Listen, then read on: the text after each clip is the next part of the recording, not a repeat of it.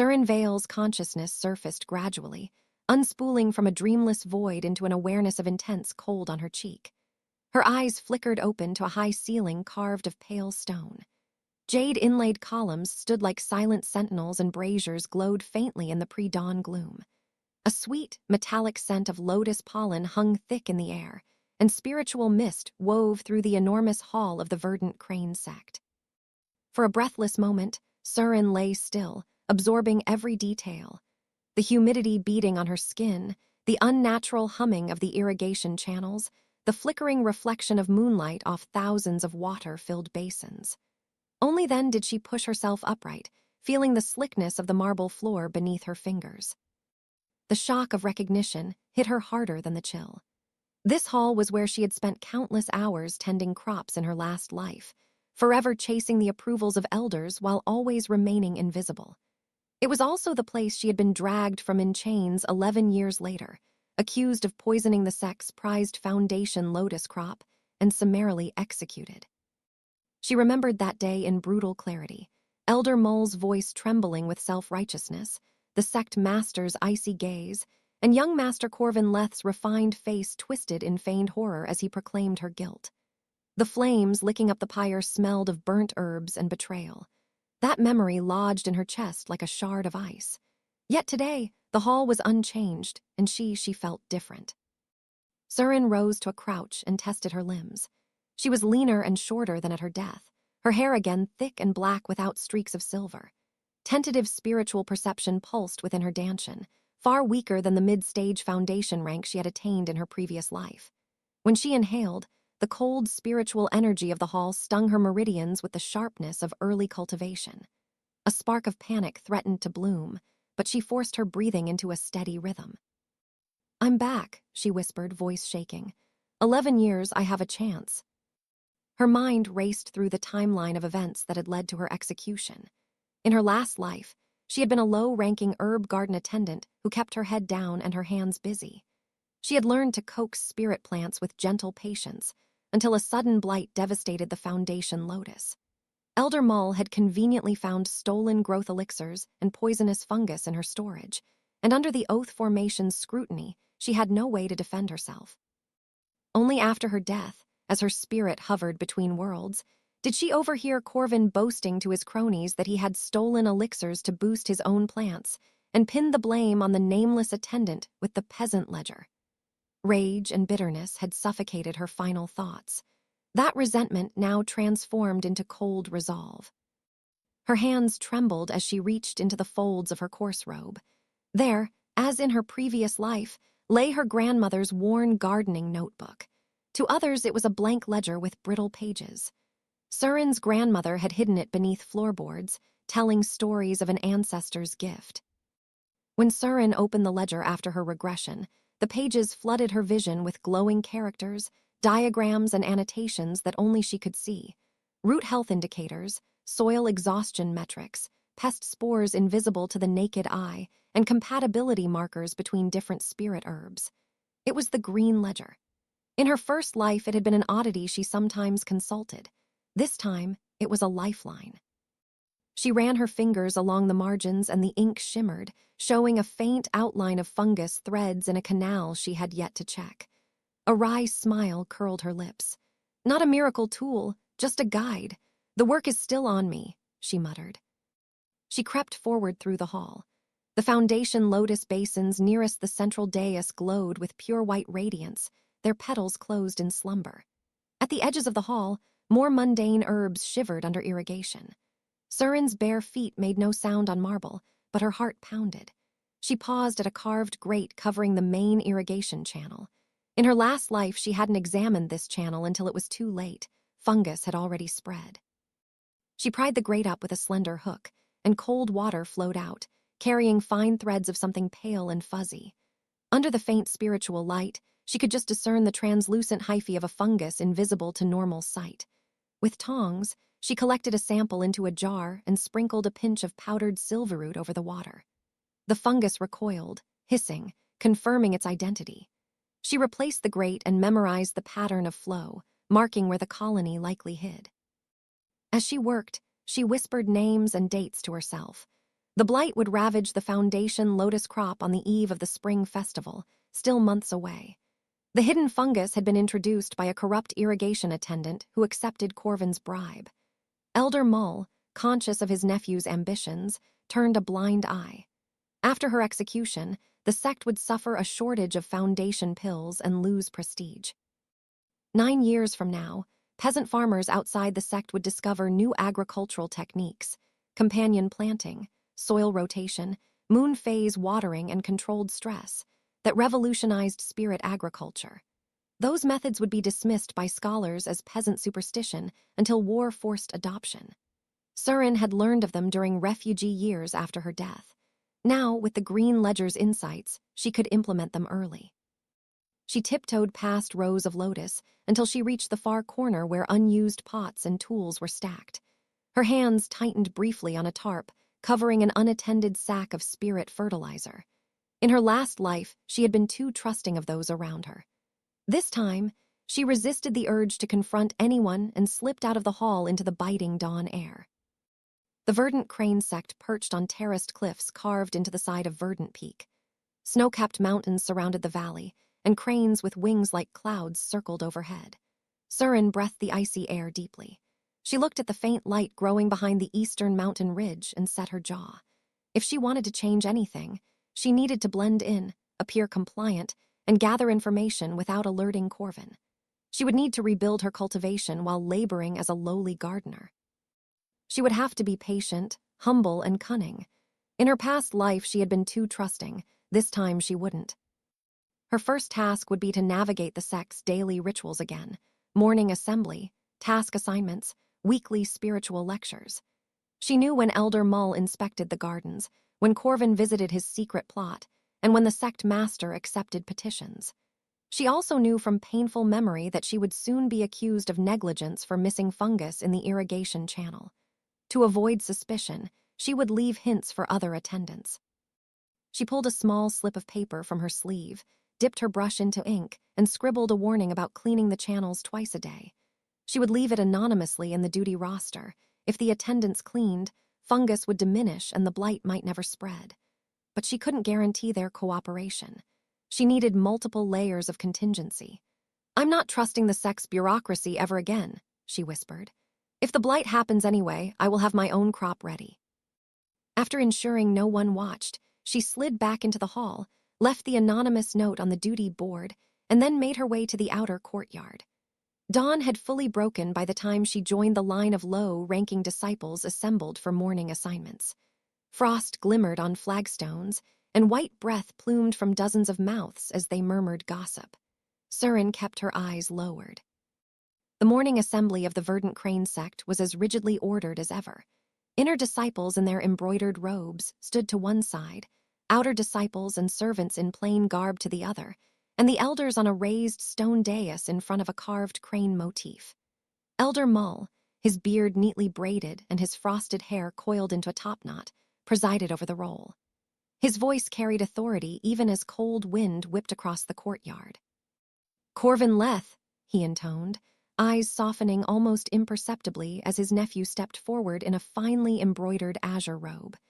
"You will oversee the Foundation Lotus. The sect relies on your excellence." The crowd murmured approvingly. Corvin smiled modestly and inclined his head.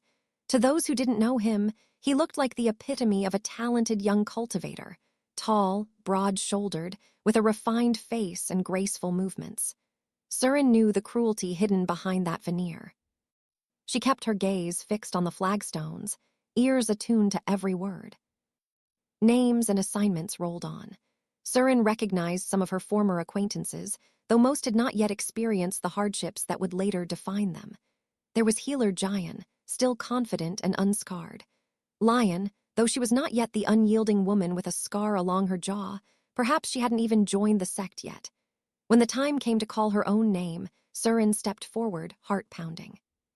"Seryn Vale," Elder Mull announced, his tone carefully neutral. He scanned the scroll, then raised an eyebrow in feigned surprise.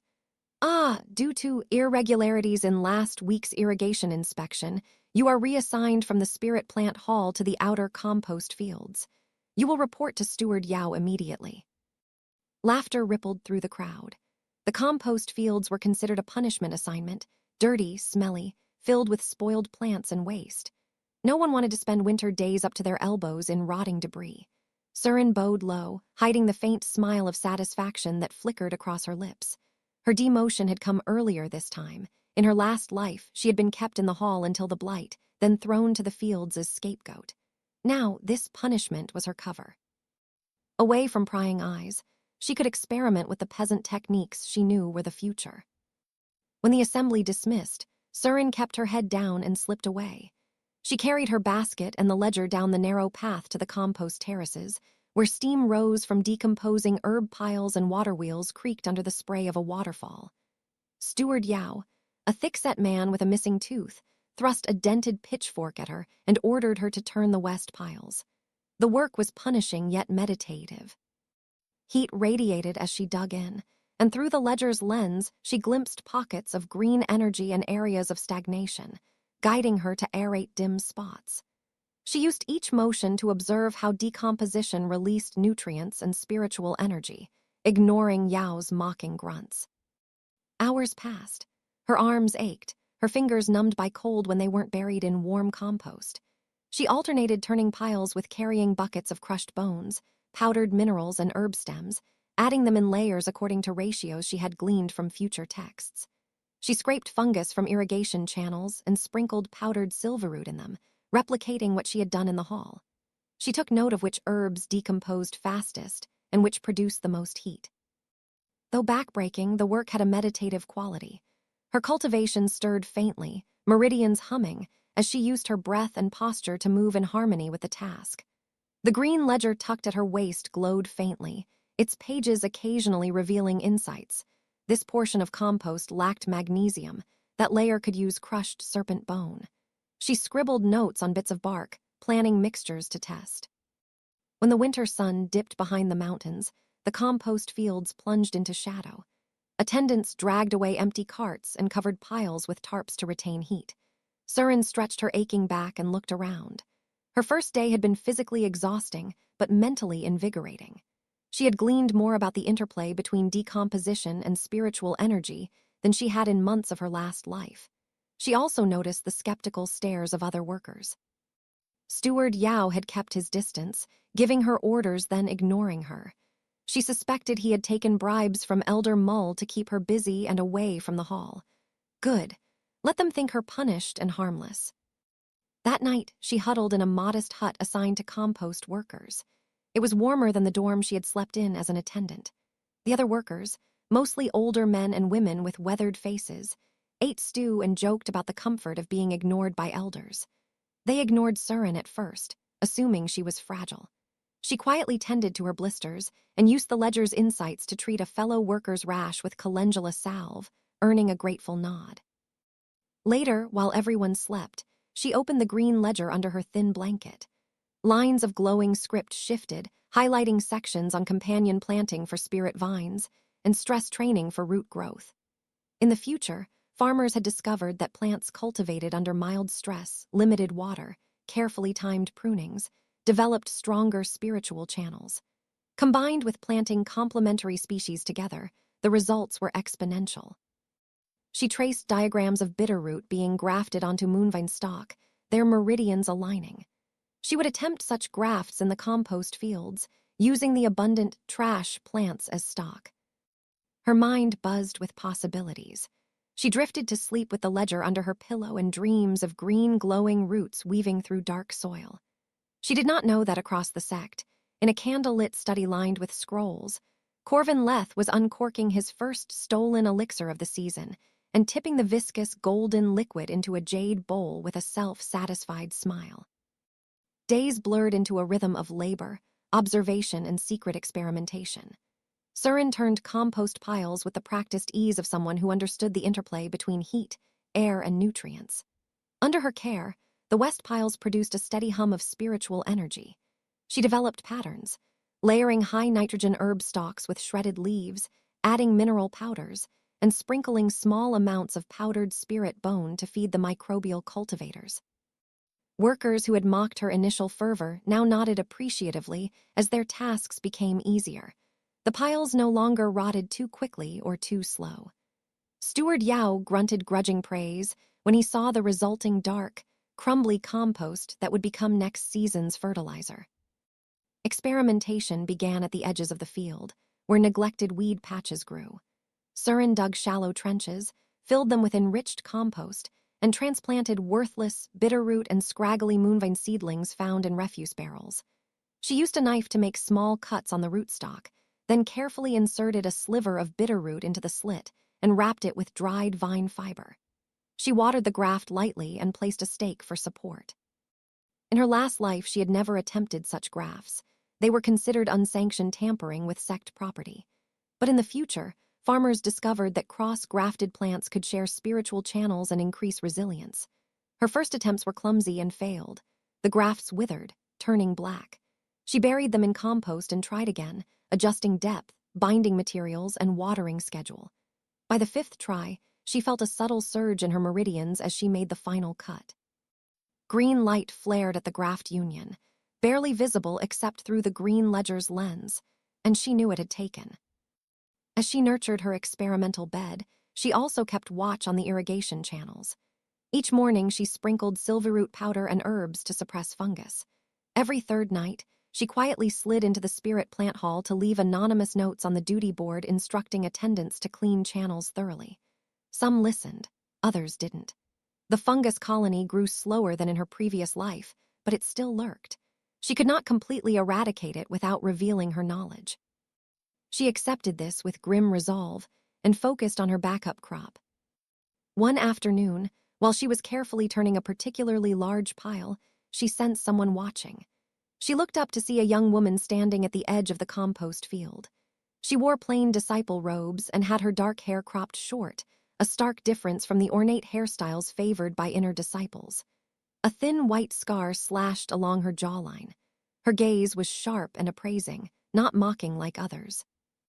Seryn recognized her from years later, Lion, who would lead farmers in the spirit agriculture revolution after losing her family in the war. In this timeline, she was barely more than a novice. "You're Seryn, right?" Lion asked, stepping closer. She didn't bother with pleasantries. "I saw what you were doing with that root and vine. Where did you learn that? My grandmother used to do something similar with medicinal herbs back home." Seryn weighed her response. Revealing too much to the wrong person could be fatal, but she remembered Lion's courage. "Old stories," she answered, "and experimentation. It said that plants can strengthen each other if paired wisely. The sect doesn't teach it, but I've seen signs." Lion's expression softened fractionally. "My grandmother said the same. The elders here called it peasant nonsense. Maybe peasants know things elders forgot." They traded tentative smiles. That night, after work ended, Lion returned with 2 root cuttings and a pot of soil. They sat on overturned buckets in the compost shed, whispering as they worked. Lion explained her grandmother's practice of moon phase watering certain plants under waxing moons to encourage growth and under waning moons to reduce pests. Seryn recited the principles of soil rotation to prevent exhaustion and described how to use controlled drought to strengthen roots. They compared calluses on their hands and laughed quietly about how those calluses were their real cultivation resources. Over the following weeks, Seryn and Lion worked side by side. They met compost quotas to keep Yao satisfied and used spare moments to graft, rotate, and prune. Using discarded bamboo, they trained vines around simple trellises and combined their instincts. Seryn's ledger-driven observations and Lion's intuition to adjust soil and watering. Their hybrid vines thickened and developed a subtle silver sheen, proving resilient even when a cold snap wilted neighboring plants. The healthier the plants became, the more Seryn's own cultivation advanced. Her meridians resonated with the root networks she tended. At night, she meditated, visualizing roots stretching and anchoring, and used her labor to strengthen her body and will. Not everything was triumphant. Workers still laughed at them. Lion nearly burned her hands when an experiment involving chili herbs and flame moss produced an unexpected flare. Seryn miscalculated the ratio of bone meal to compost in one bed, causing a nutrient overload that nearly killed the vines. They learned to adapt quickly, burying failures and starting anew. They kept careful logs, converting mistakes into future guides. They also had to be discreet. On several occasions, Seryn saw Elder Mull's assistant prowling near the compost fields, perhaps checking if she was fulfilling her punishment. She always made sure to look busy turning piles whenever he appeared. Meanwhile, rumors spread through the sect. Whispered voices mentioned a new strain of moonvines thriving in the compost fields. Some dismissed them as weeds. Others, curious, visited at dusk to peek. When Seryn caught Steward Yao hovering near their bed, she pretended the vines were worthless. "These weeds grow no faster than any others," she said, waving her hand dismissively. He snorted and left, satisfied. At night, as snow gently fell outside their shed, Seryn and Lion sat by a small brazier and planned. "The spirit plant appraisal will be in 2 months," Seryn murmured, her breath visible in the cold. "Corvin will present the lotus he's been feeding stolen elixirs. It will look magnificent, but the fungus will activate under the oath formation. If we can't prevent the blight completely, we need to be ready to prove his guilt," Lion whispered. "Do you have evidence?" Seryn nodded. "I've been documenting the elixirs he takes from the vault. I've hidden some fungus samples with unique markers. The oath formation will react to the signature on his ring. When it does, we must step forward with our vines." Lion's eyes glinted. "We'll make them see what they would have thrown away." Winter deepened, cloaking the Verdant Crane Sect in a blanket of snow. Icicles hung from rooftops, and disciples bundled in fur-lined robes breathed white clouds. The spirit plant hall glowed warm and inviting, but the compost fields were a realm of crisp air and swirling steam. Seryn and Lion kept up their routine. They rotated the soil in their beds, carefully timing waterings according to the moon's phases. They stressed their vines by withholding water for a day and then flooding them. They dusted leaves with fine ash to deter insects. Under their care, the hybrids developed thick, flexible stems that shimmered faintly even under snow. They were not the only ones preparing for the appraisal. Across the sect, inner disciples fussed over their medicinal herbs, adjusting elixirs and chanting incantations. Corvin visited his private greenhouse often, bringing new bottles of golden elixir each time. Seryn once glimpsed him through a frosted window as he poured the luminous liquid onto his lotus roots. The lotus leaves glowed unnaturally bright, their growth accelerated beyond natural limits. The sight made her stomach twist. She remembered how those same lotus would blacken under the oath formation. She considered intervening, stealing the elixirs or sabotaging Corvin's greenhouse, but decided against it. If she interfered, he might shift blame elsewhere or accelerate his timeline. Better to let his arrogance be his downfall. Still, Seryn couldn't shake the tension coiled in her gut. She dreamt often of her past death. The flames, the choking smoke, the disdainful faces of elders, the helplessness. In the dreams she fought back, but her voice carried no sound. She would wake with fists clenched and sweat cold on her brow. Each time, she lit a candle before the small shrine she had built in the compost shed, just a flat stone and a crane feather, and promised herself she would not die a second time for crimes she did not commit. As winter festivals came and went, Seryn kept her focus on her mission. She observed how disciples deferred to Corvin and how Elder Mull coughed behind his sleeve. She noted which elders seemed uneasy about the sect's dependence on Foundation pills and cultivated quiet alliances, sharing tips on soil and stress training in exchange for goodwill. Rather than celebrating loudly, she built trust through competence and kindness. Snow melted slowly as the first hints of spring touched the mountains. Buds formed on plum trees and cranes returned to nest. The spirit plant appraisal was announced for the first full moon of the new year. The sect's grand plaza was swept clean, banners hung, and inspection lamps polished. Disciples whispered excitedly about who would win honors. Corvin preened more than usual, presenting his lotus to anyone who would look. Some elders visited the compost fields out of curiosity. Seryn and Lion carefully covered their vines with cloth, pretending to hide ugliness rather than treasure. "Disgusting weeds," Seryn said aloud when an elder passed. "We must burn them after the appraisal." The elder sniffed and left, uninterested. 2 days before the appraisal, Elder Mull made a perfunctory inspection of the compost fields, flanked by assistants.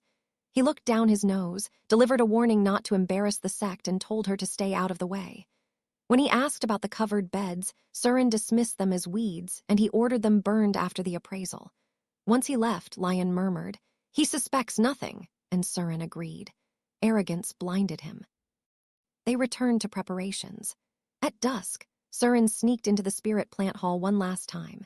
She checked the irrigation channels. Fungus remained present but suppressed. She left one final anonymous note imploring the attendants to flush the channels after the appraisal. She then crept to Corvin's greenhouse and planted a small packet of fine powder near the entrance. It was the powdered residue of the growth elixir he had stolen, combined with the unique fungus spores she'd collected. When the oath formation scanned, the powder would glow and link directly to the residue on his ring. It was a risky, final touch, but she needed to ensure his guilt would be undeniable. Back in the compost shed, she and Lion loaded their hybrid vines into shallow trays lined with damp cloth. The vines' leaves shimmered silver and green in the lamplight. Their roots twined together in a complex network, stronger than any single plant. "They're ready," Lion whispered. "Whatever happens tomorrow, these will grow again. We'll spread the methods to those who will listen." Seryn nodded. She felt a strange calm settle over her. "Tomorrow, we cut ties with the past," she said. "If the sect accepts us, we will work from within. If not, we will leave. Either way, we will not be silenced." The morning of the spirit plant appraisal dawned clear and biting. Stars faded as the sky lightened to pale pink. Seryn and Lion woke early, their breath plumbing in the cold. They dressed in clean yet plain robes and lifted the trays of hybrid vines carefully. The plant's roots hummed faintly with spiritual energy under Seryn's fingers. She looked at Lion, who gave a tight nod. Together, they carried the trays up the winding path to the grand plaza. The plaza had been transformed overnight. Banners embroidered with cranes fluttered. Long tables draped in silk displayed dozens of spirit plants. Inspection lamps hung above, ready to illuminate each submission with spiritual light. Elder Mull and several other elders sat on the dais beside the sect master, who wore formal robes of dark jade and silver.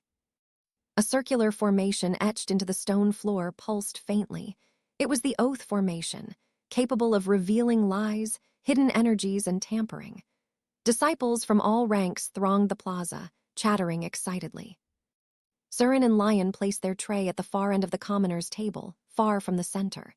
The hybrid vines looked unimpressive compared to the glowing lotus blossoms, rare crimson orchids, and glittering snow ferns brought by inner disciples. People pointed and whispered. "Compost weeds," someone snickered. "Are they serious?" Lion's jaw clenched, but she said nothing. Seryn's heart hammered in her chest, yet she kept her face impassive. The elders moved through the submissions in order of seniority. Inner disciples were called first. Corvin Leth stepped gracefully onto the dais when his name was announced.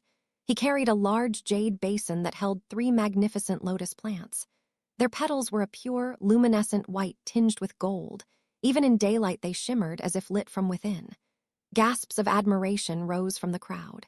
Corvin bowed and placed the basin on the inspection pedestal. "These are the Foundation Lotus grown under my care," Corvin said, voice smooth and carrying. "Though we suffered a setback last year due to negligence, I have worked tirelessly to restore them. I present them to the sect with humility." Elder Mull beamed. "Excellent, nephew," he said. "Activate the oath formation." The sect master nodded slightly. His long fingers moved in a precise pattern and the formation flared. Lines of light extended from the etched circle, weaving around the lotus basin. At first, the light shone white and gold, matching the petals' glow. The crowd murmured approvingly. Corvin smiled faintly. Then the glow flickered. Fine veins of red crept along the stems. The petals' shimmer dimmed as a shadow crept through the plants. Gasps turned to whispers of unease.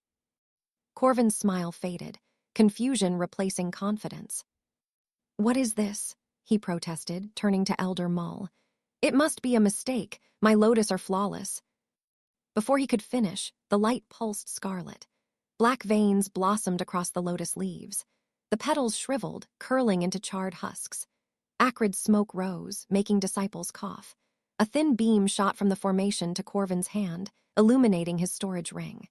It glowed brightly, then emitted a series of images, his hand dipping into elixir storage jars at night, pouring golden liquid onto his lotus and bribing an irrigation attendant to ignore fungus. Ethereal text spiraled around him, condemning his theft and tampering. The crowd erupted in shocked exclamations. "Young Master Corvin," the sect master intoned, voice like cold stone. "The oath formation reveals that your Foundation Lotus were poisoned by elixirs you stole from the sect vaults.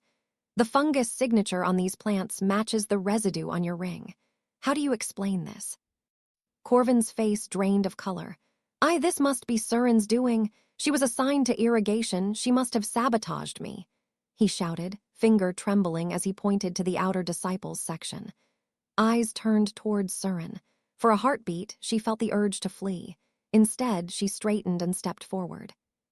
"Elders, sect master," she said loudly, projecting her voice as she had practiced. "Last winter, I was accused of negligence and reassigned to the compost fields. There, I discovered a way to grow spirit vines that resist the blight. I did not steal elixirs or poison lotus. Corvin Leth did. And these," she gestured to her tray, "are proof that the cultivators you call peasants know methods that can save the sect." Gasps and murmurs rolled through the crowd. Elder Mull stood, face contorting in anger. "Silence! You are out of place. How dare you?" The sect master raised a hand. The courtyard quieted instantly. "Let the oath formation decide," he said. "Bring her plants forward." Seryn and Lion carried the tray carefully to the pedestal. The vines looked small and humble compared to the lotus remains. Their leaves were a deep green with a subtle silver sheen. The roots coiled together like braided ropes. Seryn placed the tray on the pedestal and stepped back. The sect master activated the formation again. Lines of light extended, weaving through the vines. The light flared bright emerald. A soothing breeze rippled through the courtyard. Whispers turned into stunned silence as the vine's roots pulsed gently, perfectly synchronized with the formation's rhythm. A secondary beam extended from the formation to Seryn's palm, hovering above it like an ethereal tendril. It pulsed in time with the vines, linking her meridians to the plant's spiritual channels. The beam then expanded into a series of images. Seryn painstakingly grafting bitterroot onto moonvine, rotating soil, watering at night by moonlight, turning compost piles. It showed Lion helping her, and glimpses of other workers observing and learning. There were no stolen elixirs or poison, only hard work and innovation. The formation hummed, and a deep voice, neither male nor female, an ancient resonance echoed in everyone's minds. No deception detected. Innovative cultivation recognized. Compatibility of hybrid vines with sect soil. High. Potential medicinal yield. Sufficient to replace Foundation Lotus for one season. Recommendation: adopt method to avert future shortages. Shock turned to murmurs of awe. Even Elder Mull's jaw hung slightly open. The sect master's eyes narrowed, focusing on Seryn. He leaned forward on his throne. "Where did you learn this?" he asked, his tone neutral but intense. Seryn took a breath. "My grandmother taught me old farming techniques. Later, I experimented. I observed which plants support each other and which harm each other. I rotated soil to avoid exhaustion. I cultivated under moon phases to align spiritual energies. These methods are used by peasants beyond our walls, not by the sect. But they work. We can save our crops without relying solely on elixirs." Murmurs grew, disciples exchanged glances.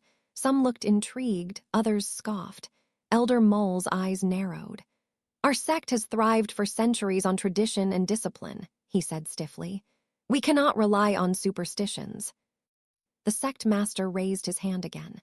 "Tradition without adaptation leads to decline," he said. "We must investigate this further." He turned to Corvin, who stood trembling. "Corvin Leth, for theft and poisoning, you are hereby stripped of your rank and confined pending investigation. Elder Mull, as his mentor, you are relieved of overseeing spirit agriculture until accountability is determined." Elder Mull's face drained of blood. Corvin tried to protest, but sect guards stepped forward, seizing his arms. Shouts erupted, some disciples gasped, others whispered conspiratorially. The sect master's voice cut through the noise. "Silence! Until this investigation is complete, we will employ Seryn Vale's methods to cultivate a replacement crop. Anyone who objects may leave." Seryn's knees almost buckled. The world tilted. She had not expected such a decisive outcome. The memory of flames from her previous life flickered and then receded, replaced by the sight of Corvin being dragged away in chains. Lion squeezed her hand briefly and smiled. After the formal announcements, elders and disciples clustered around Seryn's vines. They asked questions, prodded leaves, sniffed soil.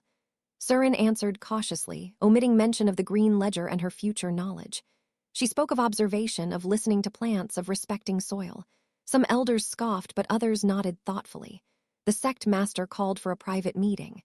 "You and your partner," he said, nodding at Lion. "Come." In a quiet hall behind the dais, the sect master studied them. His eyes, dark and sharp, seemed to strip away pretenses. "I have seen many things in my life," he began. "I have cultivated longer than you have been alive, yet I have never seen a lowly attendant overturn a scandal and present a viable alternative to our foundational crop. You have my attention. However, you must understand that what you did was dangerous. If you had been wrong, you would have thrown the sect into chaos." Seryn met his gaze. "Sect master, had I said nothing, the sect would have lost its foundation pills anyway. Corvin's Lotus would have decayed during production, causing shortages. This way, at least, there is a chance to adapt." He tapped his fingers thoughtfully on the table. "Where did you truly learn these methods?" "I told the truth," Seryn said, avoiding the ledger's mention. "Old stories, observation, and necessity." "And you?" he asked, turning to Lion. "My grandmother used similar techniques," Lion answered. "I saw how her herbs healed people when the sect's medicines failed. I thought perhaps what we considered simple was actually profound." The sect master's mouth quirked. "Wisdom often comes from unexpected places." He leaned back. "I will authorize a trial of your methods. Elder Mull will step down temporarily. Seryn Vale, you will oversee the compost fields and the hybrid vine project. Lion, you will assist her. Report to me directly. This is both an honor and a responsibility. Fail, and the blame will fall on you." Seryn bowed, heart racing. "I accept." Lion followed suit. The days following the appraisal were a whirlwind. Corvin's arrest sent ripples through the sect. Some disciples were shocked, others relieved, and a few outraged. Elder Mull retreated to his residence, his influence diminished. Seryn found herself the subject of gossip. The compost girl who exposed the young master. A traitor. A savior. She ignored the whispers and focused on the task the sect master had assigned. Working as an official steward was both empowering and daunting. Seryn now had access to resources previously denied to her. Better tools, access to seed vaults, authority to assign tasks. She and Lion organized teams of outer disciples to rotate soil, turn compost, and tend hybrid vines. At first, most followed reluctantly, muttering about peasant work. But when they saw the vigor of the hybrid plants, how they resisted frost and pests, how their spiritual energy coursed evenly through stems, skepticism turned to curiosity. Seryn taught them how to graft, rotate, and stress plants. She emphasized that these techniques were not a rejection of tradition, but an evolution of it. The green ledger remained her secret. She consulted it nightly in private, cross-referencing its insights with her own observations. She recorded which combinations thrived and which faltered.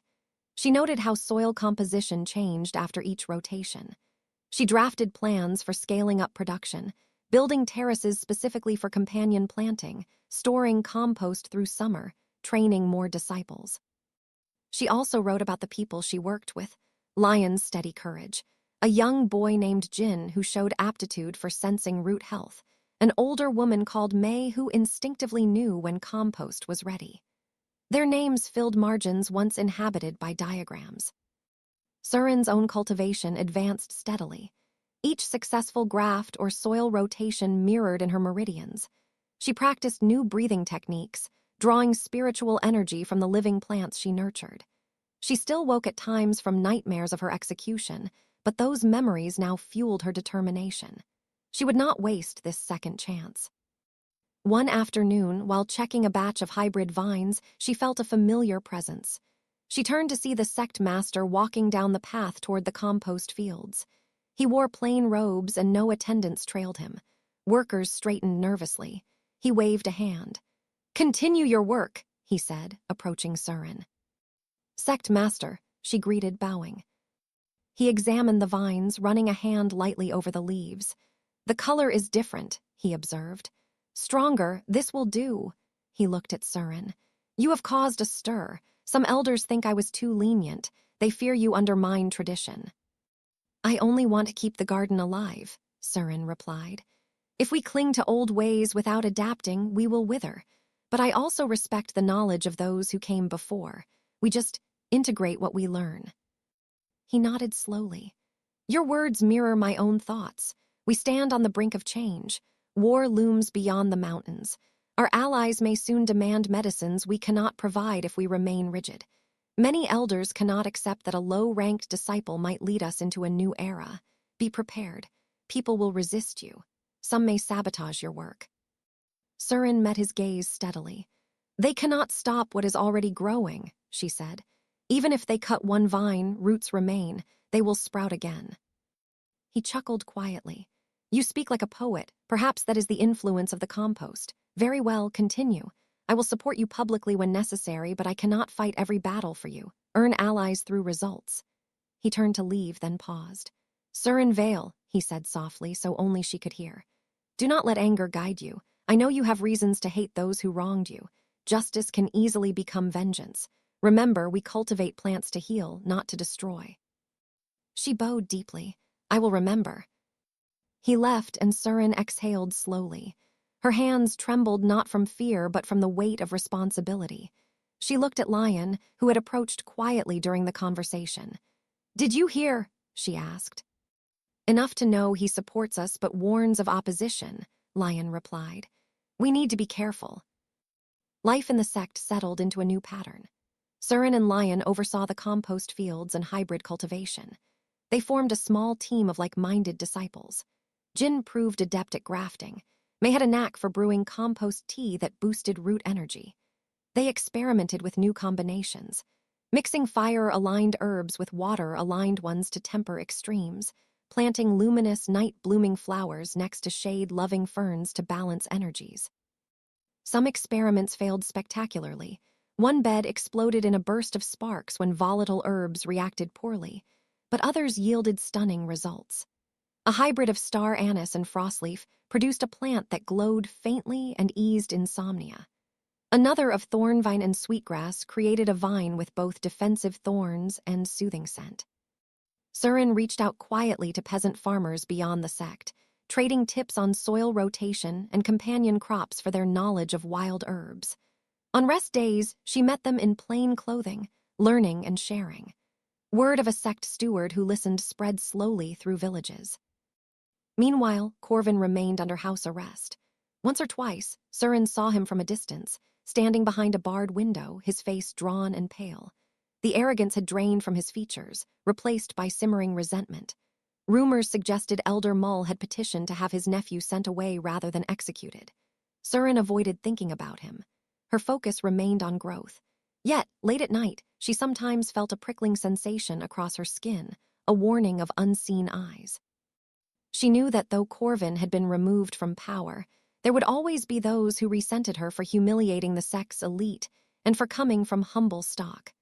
Her success threatened their hierarchy. Spring turned to summer. Under Seryn's guidance, the first harvest of hybrid vines was dried and processed. Elders tested the resulting pills and found them effective, slightly different in flavor but similar in potency to Foundation pills. The sect avoided a shortage and even began to see benefits. The new pills imparted a smoother energy flow and less dependency on elixirs. The sect master publicly commended Seryn's team and announced the creation of a spirit agriculture division. Seryn was officially appointed as its steward. Lion was named deputy. Jin and May were promoted. Elders who had scoffed at them before now visited for advice. Not all approved.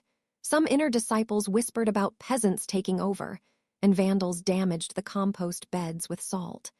Seryn rallied her team to repair the damage and, rather than retaliate, invited doubters to public demonstrations. Seeing the results firsthand softened opposition. During one open demonstration, an older elder with a lined face approached. "Do you think these methods will hold if war comes?" he asked quietly. "Yes," Seryn answered without hesitation. "In the future I have glimpsed," she paused, catching herself before revealing too much. "In my opinion, fields cultivated with diversity and resilience survive drought, flood, and pest. They provide food and medicine when supply chains break. That is why I do this, to ensure there is always life." The elder nodded slowly. "When I was a boy, my village starved during a famine. The sect gave us pills, but they were too few. We should have known how to grow our own. I will support your division." As seasons turned, the Spirit Agriculture Division grew. Seryn spent less time turning compost and more time teaching, writing, and planning. She developed curricula to integrate peasant wisdom with sect cultivation. She wrote scrolls on grafting, rotation, and moon phase watering, carefully leaving out the green ledger's existence. She corresponded with scholars in other sects, some of whom were curious, others dismissive. She traveled to nearby villages and taught farmers. She also began to consider what lay beyond Verdant Peak. The war she remembered from her previous life had ravaged farmlands and turned fields to battlefields. She needed to build networks beyond one sect.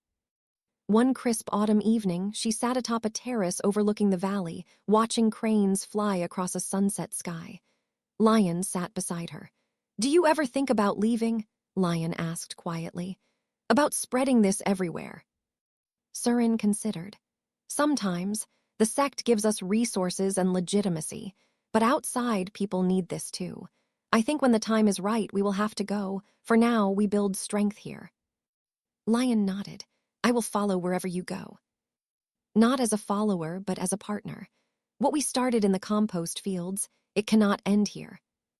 Seryn smiled, a genuine warmth blooming in her chest. "Then we plan for far horizons." She looked down at the green ledger in her lap. Its pages were filled with notes, diagrams, and the faint glow of knowledge passed down through generations. She traced a finger along a margin where she had written a promise months earlier. "I will not let your sacrifice be in vain." The words still held power. In that moment, under the fatting light, with cranes silhouetted against the mountains and the scent of earth on the wind, Seryn felt both anchored and free.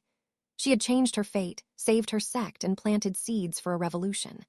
There would be challenges ahead: rival sects, war, droughts, sabotage. There would be nights when old ghosts returned to haunt her. But she no longer faced them alone. Her roots were deep and her branches spread wide. She would nurture a future where no one died because of ignorance or arrogance, where wisdom could come from any hand, whether calloused by farm work or ink stained by scrolls, where the green ledger's truth would become common knowledge, not hidden away. She closed the ledger and leaned back. Somewhere below, the hybrid vines rustled in the evening breeze, their leaves whispering like voices. She smiled and whispered back, "This is only the beginning."